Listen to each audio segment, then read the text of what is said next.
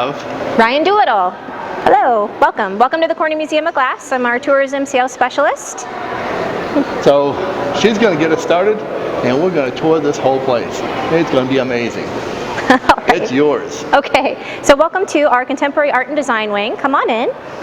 Welcome, welcome. This is our newest wing. It actually opened in March of 2015.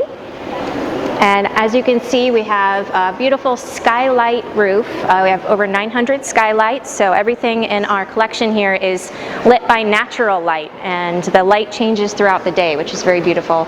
And it's made from the last 25 years. A lot of living artists are still around and kicking, and we do have a great tool to use called Glass App. You can connect to our Wi-Fi here and take a tour on Glass App with the Wi-Fi app. So you can actually see footage of the artist. You can see their thoughts and videos all about the pieces, which is very nice.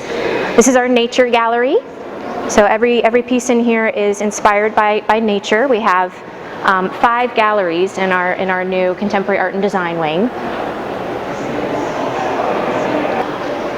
So we have a variety of work that's been flame worked using a torch, which is this piece here, and you can weave the glass with just rods of Pyrex, believe it or not.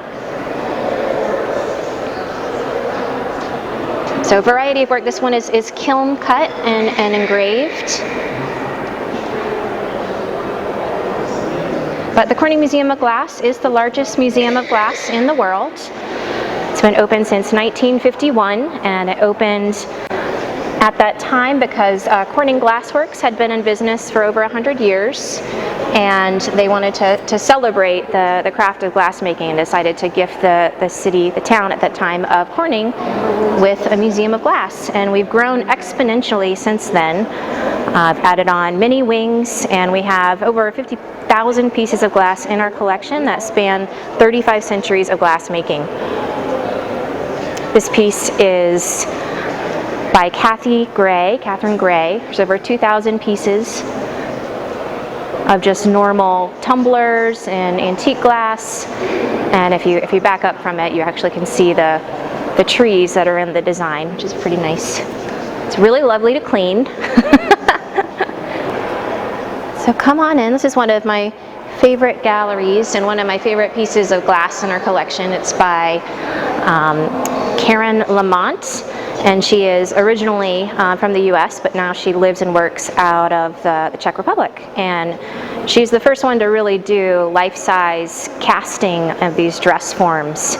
And you can see that there are several pieces, and it's pretty incredible. She's actually our artist in residence at Corning Incorporated. We do a special program with them where she can go and use all of their fantastic scientific glass and all things they may be trying, and she can really push the boundaries with that. So she's our artist of the year, and was able to see her first talk that she did at Corning Incorporated, and it was very exciting. So she's going to have some phenomenal work from that. We're excited to see how she's already very well known for pushing the boundaries, so giving her some special glass and resources. Oh boy. This is also a favorite, the boat series by Lino Tagliapietra. He's pretty much considered the grandfather of glass blowing. He's from Murano, a Murano glass blower, and he was very instrumental in bringing the Muranese tradition of glassworking to the States. So he was kind of one of the first artists with the Italian Venetian style of working that was open with their techniques and actually taught folks who wanted to learn. And if he hadn't done that and they hadn't opened the doors, we would still be making a lot of solid glass, and we wouldn't have picked up the Venetian way of blowing glass. And he has come here several times. He's blown glass in the amphitheater where you just watched the show, and it's pretty spectacular. He's in his early 80s and still working pretty hard, so it's awesome. This is a pretty great piece, the Continuous Mile. It's actually a mile of glass beads.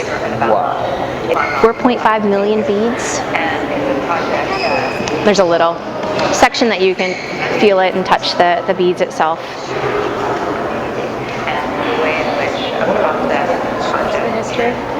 at the museum, 35 centuries. And our museum does offer 2 consecutive day admission, which is pretty fantastic. There is so much to see and do here, from 4,000 years of glass blowing and glass making to all centuries, all cultures, all parts of the world. So we have galleries of all that work, and it's a lot to see and do. You can make your own glass, you can watch the demonstrations in the summer when we're open from 9 a.m. to 8 p.m. So Memorial Day to Labor Day, where we have extended summer hours.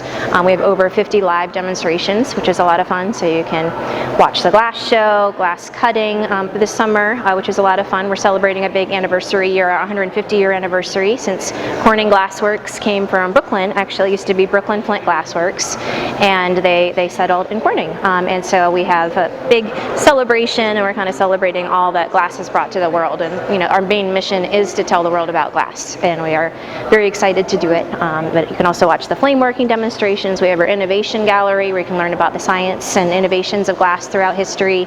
A lot of interactive exhibits with that as well, so you can kind of play around. It's a great learning tool for kids and adults alike. And So then as of you course, can see, you can spend the whole day here, if not a or few 2, days. yeah. So, anyway. Yeah.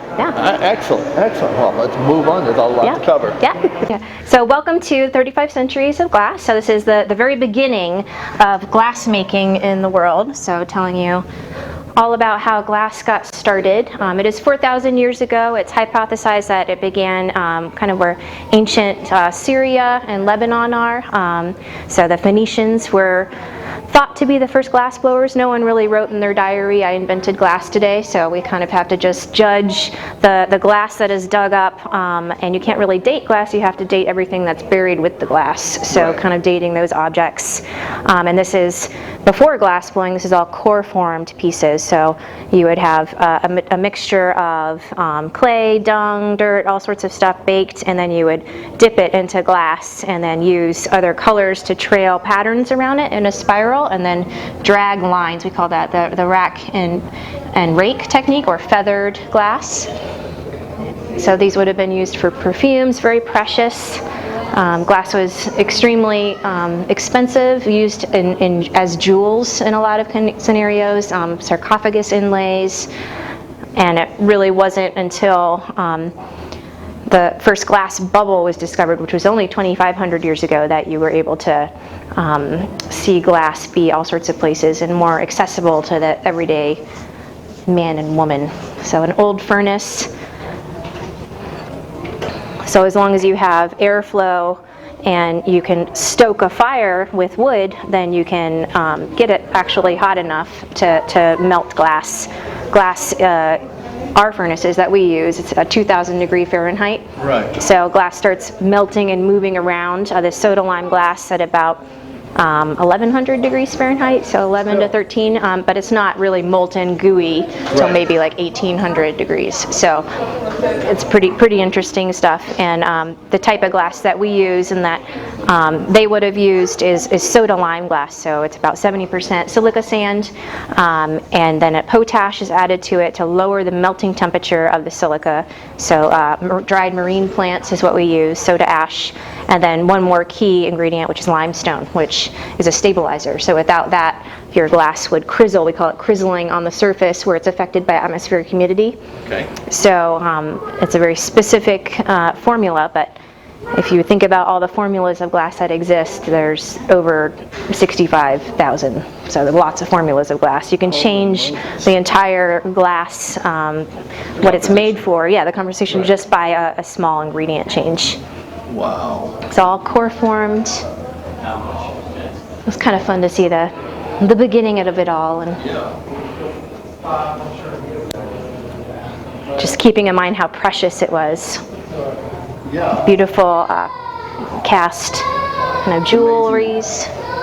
How old this is, and yet how beautiful it is. Now, are these replicas, or No, these are the actual. these are the actual? Yeah. Wow. Very impressive.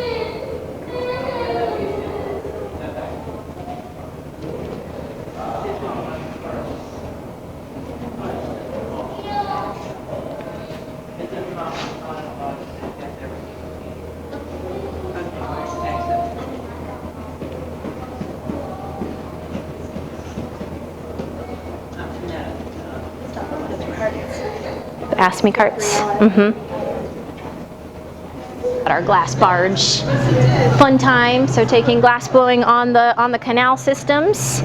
So we always have a lot of radial satellite glass blowing demonstrations throughout the world, and this is just our latest in the pile. So next year we might be in space. You never really know. You know, it's like, what next? So it's so weird and wiggly, so you get this fun shiny sort of effect with it. Cool. This is showing you the molds.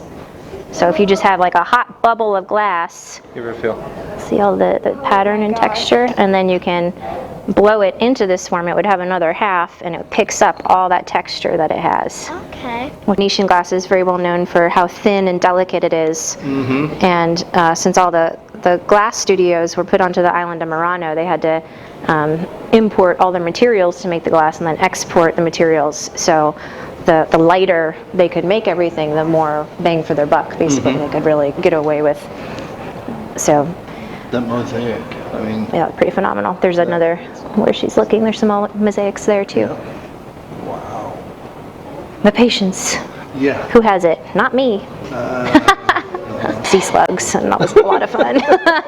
And one of my coworkers was making sea snails, and they had a little battle on the hot shop floor. It's pretty fantastic stuff.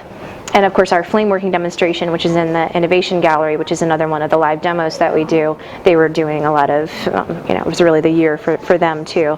And the eyes, yeah, so they were doing it, they still do it, right? They do the Curious Eyes demonstration, so they show you how the glass eyes are created.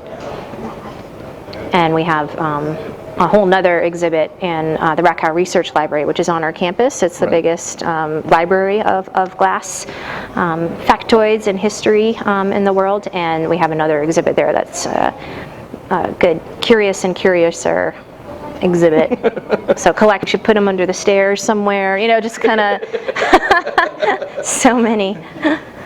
But yeah, I feel like that mosaic, this one is pretty incredible. That's all glass. Holy. You can look through that magnifying lens and see the pattern, the beautiful decoration on that ring. Some of you that have really, really, really good eyes, or Lots of patience. can you imagine that? 1,400 pieces of glass per square inch. 1,400 pieces of glass per square inch. Yep, in the middle of that, in the crown, yeah. That's pretty phenomenal. Then we get to our glass of the America. We have a Ask Me stationed about the crystal cutting. Cool.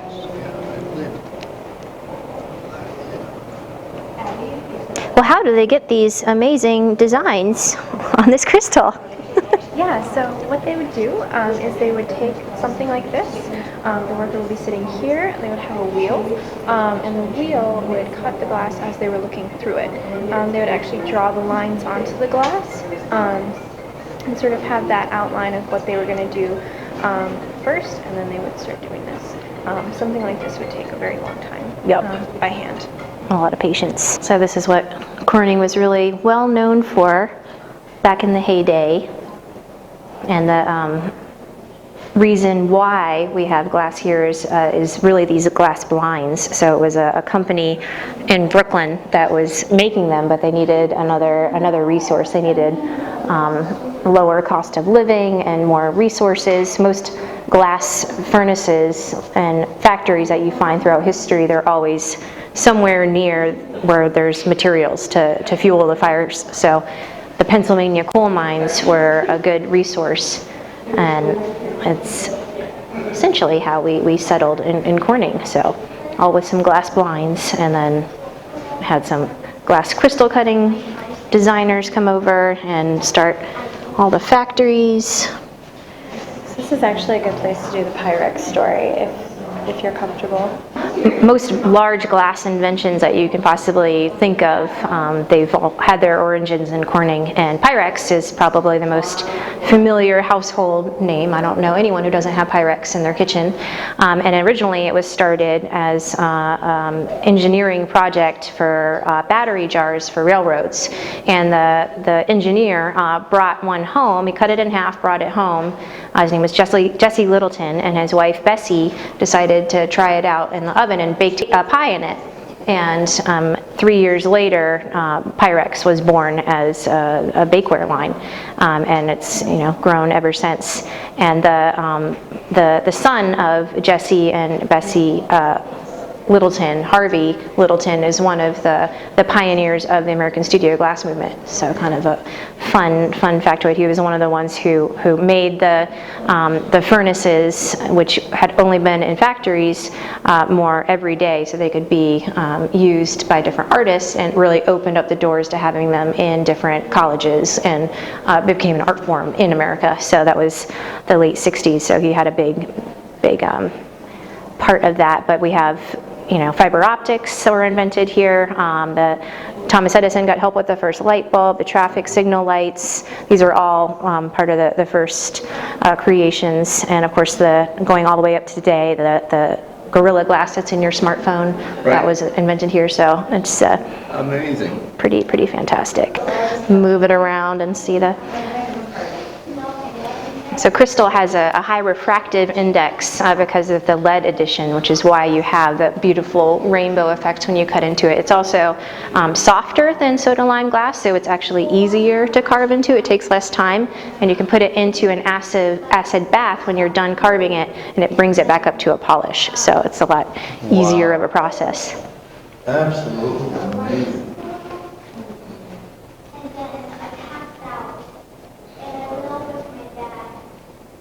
210 days to make. 210 days to make this punch bowl. I wonder if anyone ever used it for punch. I don't know, but if they dropped it, look out. Yeah. It was just discovered. So many historians knew about it, but no one had any idea where it was. And it was just discovered in an attic. So it was going to be part of an estate sale. They found, it was 2 different boxes. They pulled out the bottom first and thought it was a bell. And then one of our curators saw pictures of it. It was a little tiny auction house in Massachusetts, and she recognized it immediately. And there it is. That's amazing. I didn't know that. I think we take a lot of inspiration as a glass worker from everything here, but for us in particular, the fluting, the colors, we tend to replicate it. And there's always a piece called the Jack in the Pulpit that every glass blower tries to do their own version, and it's a piece that's very challenging just because you have to pull a long, skinny waistline, have a nice flat bottom, and then have enough glass proportioned to flute out and kind of dramatically at the last moment pull a side up and put a side down, and it's always a lot of fun. So you'll see a lot of glass artists try to do that piece. Some more successfully than others. Right. Yeah. But it's always fun, 10 to 20% of our collection on view at a time. So they're constantly changing things out. Like sometimes I'll walk through and I'll be like, wait a minute. And usually the curators will let us know certain times a year, like, okay, we've done these changes if you haven't noticed, or maybe go take a look through that gallery, so it's always, and of course we always have our special exhibit that opens in May or June of the year, and it stays up until January. Wow. So Glass of the Architects, and next year will be something new. It's always exciting. We're open every day 9 to 5, except for extended hours in the summer, so open from Memorial Day to Labor Day until 8 p.m., but we're only closed Thanksgiving, Christmas Eve, Christmas, and New Year's Day. And of course, the funnest thing about it is kids and teens 17 and under are always free as well. So it's a pretty special place, and we love to share it with everyone. So I hope you have a wonderful rest of your day. Thanks so much for coming. This was so informative and such an amazing place. Yay. I know we didn't touch maybe 1% of what this place has, but it is mind-blowing. You have to come and visit this yourself. You will be blown away, pun intended, we like to say. Yes. And I'm going to leave you with the funnest bit of it all, which is our make your own glass experiences. So lots of fun items. We encourage reservations. Definitely check out the website. There's a lot of seasonal options. Tells you the age restrictions, but you can make things for all ages. And I hope you have the most fun time ever, and come and see us again. Thanks so much for coming. Thank you for having us. God bless. Goodbye. Bye-bye.